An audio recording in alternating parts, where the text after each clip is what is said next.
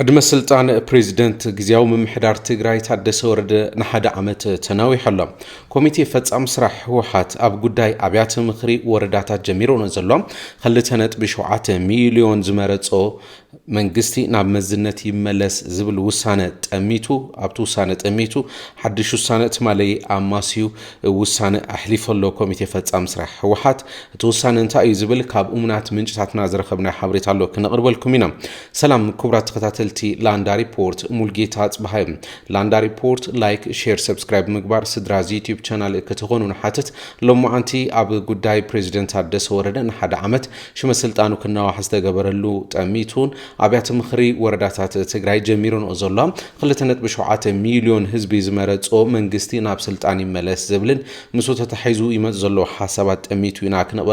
كنقربلكم حابيركم ناتسنحم ابز حلفو حيدت معالتات تنحد عمت بسلطان صنح بريزيدنت جزياو محدار تግራይ ታደሰ ወረደ ናብ አዲስ አበባ በመخاد ምስ ሰብመዚ ፌደራል ተዘራሪቡ ተማልሶሉስ ምስ ቀደማ ሚኒስተር አብይ አህመድ ምርኻብ ናይ ሓደ ዓመት ጸብጻብ ፈጻጽማ ስርሑ ድማ ቀሪቡ እቲ ፕሬዝደንት ዘቀረቦ ጸብጻብ ክረአ ከሎ ድማ ኣብ ሕርሻ ማሕበራዊ አገልግሎት ፈጠራ ዕድል ስራሕ መናእሰይ ኢንቨስትመንትን ተስፋ ዝህብ ምዃኑ እዩ ገሊጹ እቲ መንቀሳቀሱ ተስፋ ዝህብ መንባሩ እዩ እቲ ናይ ሓደ ዓመት ጸብጻቡ ዘቀረቦ እዚ ጠሚቱ ድማ ማዕኸና ዜና ኢትዮጵያ ሒዘን ጸብጻብ ይወጻእን ዘለዋ እቲ ፕሬዝደንት ዘቀረቦ ጸብጻብ መሰረት ምግባር ማለት እዩ 150,000 ዝኣክል ሄክታር መሬት ብመስኖ ለሚዑ ዝብል ጸብጻብ ሰሚዕና ኣለና ኣብ ስራሕቲ ሃብቲ ተፈጥሮ ድማ 67,000 መናእሰይ ዕድል ስራሕ ከም ዝተፈጠረሎም ኣብ ሕርሻ ከም ብድሆ ተባሂሉ ዝተገለጸ ድማ ናይ ሕርሻ እታወታት ሕጽረት ብተወሳኺ ድማ ናይ ሕርሻ ቴክኖሎጂ ሕጽረት ምዃኑ እዩ ሰሚዕና ዘለና ዘፈር ማኒፋክቸሪንግ ጠሚቱ ድማ መፍረያይቲ ትካላት ድሕር ኩናት ናብ ስራሕ ከኣትዋ ናይ ምግባር ልዑል ውጽኢት ከም ዝተመዝገበ ድማ ተገሊጹ حدشان حموشة ميتن ذا أخلا مانيفاكتشرينج تكالات كتناخرا كم استجبر تجلس الله ميتن سلاسن حد عندما حدشتي تكالات تد عيشان يزبل تسبب سمانا شديشن شحذا أخلو منا أسيد ما عدل سرح تفتير لهم يزبل ناي حد عمد تسبب ناي بريزيدنت حدث زقربة مالتهم بمعنى زينا إثيوبيا قريبين سمعنا زلنا الزقربة تسبب كابور حتى كم تجميرو تا بجت زي اللي أخلا زلا تجراي ناتاديو زبليم تصبصاب ندادي زي قرب الله زلو تجراي ناتاديو زبلي حتى زل اليوم تصبصاب دما اتهم بمخنيات كوينات هافتهم تزريفو كونه تباهلو فابريكاتاتهم نايزعانو سب هافتي زلوا تجراي ديلون حتى كتل الزغبريم قدمو كوينات زوسدو لقح دما ገንዘቦም ሃፍቶም በትኩናት ዝተለቀሕዎ ሃፍቲዮም ዓንዩ ክፈሉና ተባሃሉ ኣብ ጸበባ ናይ ዘለው ነጋዱ ዲል ኸውን ክትሓትት ዝገብር እዩ ብምኽንያት ስጋኣት ኩናትን ስእነት ስራሕን ድማ ብበዝሒ ይስደዱ ናይ ዘለው መናእሰይ ትግራይ ኣብ ጸበባ ናይ ዘላ ትግራይ ዘብል ድዩ ዝብል ሕቶ ናይ ብዙሓት ሰባት ሕቶ እዩ ፕሬዝደንት ታደሰ ወረደ ትማሊ ጸብጻብ ድሕሪ ምቕራቡ ድማ ሎማዓንቲ ቤት ጽሕፈት ቀደማ ሚኒስተር ኣብ ማሕበራዊ መራኸቦ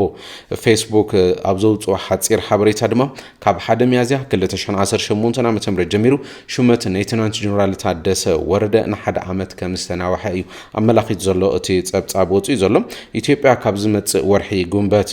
ሻብዓይ ኣብዚ መጽወርሐ ጉንበት ማለት እዩ ሻብዓይ ሃገራዊ መረጻ ንምክያድ ኣብ ምድላውያ ትርከብ ኣብ ዝተፈላለዩ ከባቢታት ኢትዮጵያ ሃገራዊ ናይ ሃገራውያን ክላውን ውድባት ፖለቲካዊ ንሕንሕ እናካየዱ ንመረጻ ክሳተፉ ምንቅስቃስና ገብሩ ከም ዘለው ንሰምዕን ንከታተልና ዘለና ኣብ መላ ኢትዮጵያ ማለት እዩ ሃገራዊ ቦርድ መረጻ ኢትዮጵያውን ናቆጣታት የዳለሎ ምዝገባ መረጽትን ድማ ይቅጽል እዩ ዘሎ ብዝሕዝዋን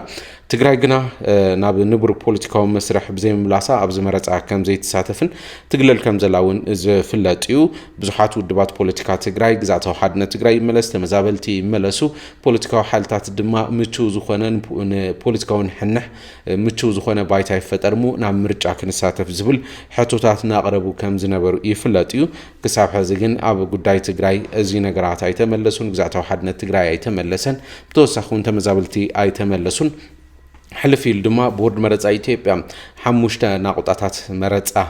ناي مرزا كللات ناي معراب تግራይ ناي ጸለምትን يلدما ناي رايا وسناوسن كبابيታት ابو زركبو ناي مرጫ كللات بفيدرال መንግስት ጥራሕ ካብ ናይ ትግራይ ናይ ክልል መረፃ ወፂኡ ንፌደራል መንግስት ጥራሕ መረፃ ከካይደሉ ዝብል ውሳነ ሕሊፍ ነይሩ ብርግጽ ኣብቶም ከባቢታት ውን ሕዚ ከመረፃ ይካየድ እዩ ዝብል ክሳብ ሕዚ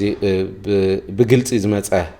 ነገር የለን ዘይካይደሉ ዕድል ከም ዘለውን ይዝረብ ይዘሎ እንደናለ 6 ዓመታት ኣብ ሃገራዊ ባይቶ ኣብ ናይ ፌደራል ትካላት ትግራይ ብዕላው ብዝኾነ መንገዲ ውክልና ከም ዘይብላ እዩ ዘመላኽ ዘሎ ብሰንኪ ኩናት ዝዓነወት ትግራይ ሕዚ ውን ድማ ካብቲ ናይ ሃገራዊ መስርሕ ወፃኢ ከም ዘላ እዩ ዘመላኽት ኣብ ትግራይ ናይ ግዚያው መምሕዳር ትግራይ ዘውፅኦ ሓበሬታታት ከም ዘመላኽቱ ቅድም ኢሉ ኣብ ዘውፅኦ ማለት እዩ ኣስታት 2.3 ሚሊዮን ህዝቢ መዓልታዊ ሓገዝ ዝጠልብ ምዃኑ እዩ ተመዛበልቲ ተመለስቲ ተመዛበልቲ ብተወሳኺ ድማ ተጠቀምቲ ስሩዕ ደገፍ ከም ሴፍትኔት ዝኣመሰሉ ዝርከብዎም ኮይኖም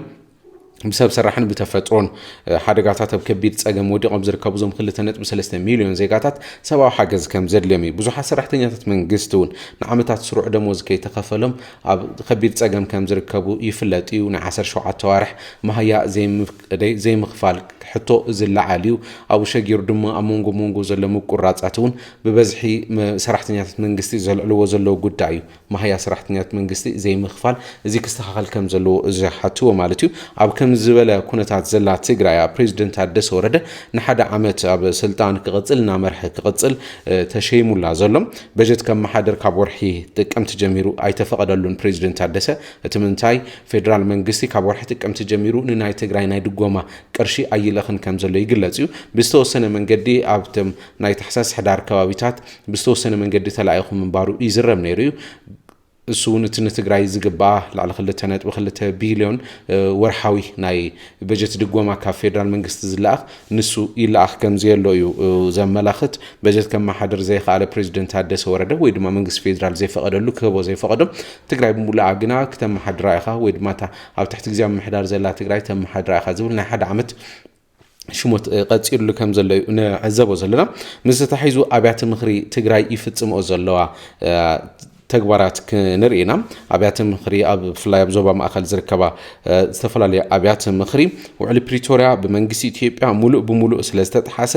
እንታይ ንግበር ዝብል ኣጀንዳ ሒዝና ዘቲና ዝብልን ይገልጻ ዘሎ ናይ ዝተፈላለዩ ናይ ዓድዋ ሓይለ ኣብ ተንቤን ከባቢታት እውን ናይ ዝተፈላለዩ ወረዳታት የን መግለጺ ዘውፅኣ ዘሎ ካብ ሕዚ እንድሓር ትግራይ ብግዚያዊ ምምሕዳር ምምራሕ ማለት ጽንተት ህዝቢ ትግራይ ምንዋሕ ስለ ዝኾነ ምእንተ ሰላም ተባሂሉ ጠጠው ኢሉ ዝጸንሐ ህዝብ ዝመረጾ ቤት ምኽሪ ክልልን መንግስቲ ትግራይን ናብ ንቡር ቦቱ ይመለስ ዝብል ብመደምደምታ ብሙሉእ ድምጺ ጸዲቁ ዝብል መግለጽታት ይወጽእ ዘሎ ካብዚ ምብጋስ ድማ ጉባኤተኛተን ኣብያተ ምኽሪ ዝምልከቱ ኣካል ነዚ ውሳነ ቀልጢፉ ናብ ተግባራዊ ይግበር ዝብል ነናይ ወረዳ ዝተፈላለዩ ወረዳታት እናገለጻ ዝርከባ ነዚ ስዒቡ ይወጽእ ዘሎ ሓበሬታ ምንጭታት ሓበሬታና እውን ዝገለጹልና ብተወሳኺ ድማ ናይ ንሕወሓት ቅርበት ዘለዎ ሚድያታት ኣብ ዘውፅዎም ዘለዉ ሓበሬታ ፕሬዝዳንት ታደሰ ናብ ናይ ዞባታት ኣመሓደርቲ ሓደ ዋትስኣፕ ግሩፕ ኣሎ ናብኡ መልእኽቲ ትማሊ ከም ዝለኣኸ እዩ ተገሊጹ ዘሎ እቲ ናይ ፕሬዝዳንት ታደሰ መልእኽቲ ክንሪኦ ከለና ቤት ምኽሪ ወረዳታት ዞባ ማእከል ትግራይ ውሳነታት ይሕልፍ ኣለዋ እዚ መደብ ዝተቐበልኩም ኮነ ዘውረድኩም ሓላፍነት ተወስዱ ባዕልኹም ኢኹም ካልኦት እውን ጥንቃቐ ገበሩ ዝብል መልእኽቲ ሕሊፍ እዩ ብተወሳኺ ድማ ኣብቲ ካልኣይ መልእኽቱ ቅድሚ ሕዚ ናይ ዞባ ፈጸምቲ ክትሸሙ ውክልና ሂበኩም ነይረ እየ ውክልናይ ኣልዒለ ኣለኹ ኢለሎም ናይ ዞባ ፈጸምቲ ኮይኖም ብዞባ ማሕደርቲ ባዕሎም ክሸሙ ናይ ምግባር ማለት እዩ ኣብ ቀረባ ዝተገበረ ምትዕራይ እንተሃልዩውን ኣነ ክፍርመሉ ይግባእ ኢለሎም ናይ ዞባ ፈጸምቲ ዝበሃሉ እቲ ዋና ማሕዳር ኣሎ ካብኡ ቀፂሉ ድማ ምክትል ማሕዳሪ ከምዚ ናይ ጸጥታ መተሓበሪ ምልዓል ህዝቢ ገለና ተባሃሉ ዝግለጽ ኣሎ ኣብቲ ናይ ዞባ ናይ ምምሕዳር ስራሕቲ ኣብኡ ሓሙሽተ ከባቢታት ዝኾኑ ሰባት ዝመርሕዎ እዩ ናይ ዞባ ኮሚቴ ወይ ናይ ዞባ ፈጸምቲ ተባሂሉ ዝፍለጥ ንዕኡ ዝመርሑ ነቲ ዞባ ማሕዳሪ ይኹን ነቶም ኮሚቴ ወይ ቶም ናይ ዞባ ፈጸምቲ ዝበሃሉ ሹመት ዝካየድ ብፕሬዝዳንት ናይ ትግራይ ብናይ ርእሰ ምሕዳር ማለት እዩ ፕሬዝዳንት ታደሰ ግን ውክልና ሂቦም ከም ዝነበረ ነቶም ዞባ ማሕዳርቲ ነቶም ፈጸምቲ ካብ ኣመሓዳሪ ዞባ ቀፂሉ ንዘሎ ንሳቶም ክሰርሑ ወይ ድማ ንክሸሙ ስልጣን ሂቦም ከም ዝነበረን ነዚ ድማ ውክልኑ አልኢሉ ከም ዘሎ ይገልጽ ዘሎ ፈጸምት ዞባ ዝበሃሉ ከም ዝገለጽኩ ንዞባታት ዝመርሑ ከባቢ 5 ዝኾኑ ካብቲ ዋና ማሓዳሪ ሓዊሱ እቶም ነቲ ዞባ ዝመርሑ ፈጸምት እዩ ነዚ ድማ ፕሬዚደንት ታደሰ ባዕለይ ድሕር ሓዚ ሸውም قدم حز الشمكم ومبقرا معلتات متعرين تلي دما أنا كتصدقلني كفرملني زبليو تعاليلو زلو قدم حزي نايزوبا فصمت كچمو وكلنا توهيبم سلازنا بره مالتي نزل إلو زلو ابزي تتحيزي بريزيدنت تادسه نابنا واتساب جروب كم زلاخه تغليزو زلو مس تتحيزو دما حزباويان حرنت تግራይ ኮሚቴ ፈጻም ስራሕ زحلفو وسانلو አብናይ አብያተ ምኽሪ ውሳነ ጠሚቱ ማለትም ናይ ህዝባውያን ሓርነት ትግራይ ወይ ህወሓት ስራሕ ፈጻም ዝበሃል ደብረጽዮን ገብረ ሚካኤል አማኑኤል አሰፋ ፈትሎር ገብረ እግዚአብሔር ሊያ ካሳ አብርሃም ተኸስተም ሰለሞን ኪዳነ ረዳእ በርሀ ተኽላይ ገብረ መድህንን ፍስሐ ሀብተጽዮንም እዚኦም ተሻዓተዮም ናይ ህወሓት ኮሚቴ ፈጻም ስራሕ ተባሂሎም ዝግለጹ እዞም አባላት ኮሚቴ ፈጻም ስራሕ ድማ ትማሊ ኣብ ዘካይድዎ አኼባ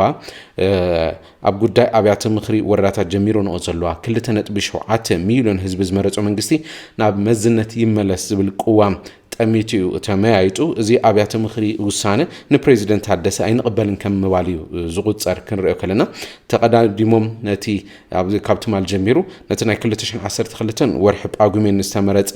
መንግስቲ ናብ ስልጣን ይመለስ ክብሉ ተን ወረዳታት ተሪኤንን ኣብ መግለጽታተን ትማሊ ኮሚቴ ፈጻም ስራሕ ህወሓት አማሲዩ ኣብ ዝገበሮ አኼባ ግና ንውሳነተን አብያተ ምኽሪ ዝቃወም ውሳነ እዩ ከም ዝሕለፈ ንህወሓት ቅርበት ዘለዎም ምንጭታትና ገሊጾምና ዘሎ እዚ ውሳነ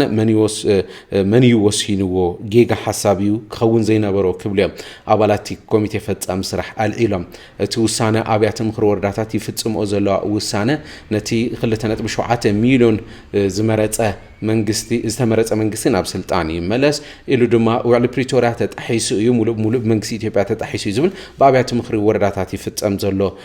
ውሳነታት ንዑ እዩ እዚ መን መምርሕ ሂቡ ጌጋ ሓሳቢ ዝብል አባላት ኮሚቴ ፈጻም ስራሕ ዘልዕሉ ምንባሮም ተገሊጹ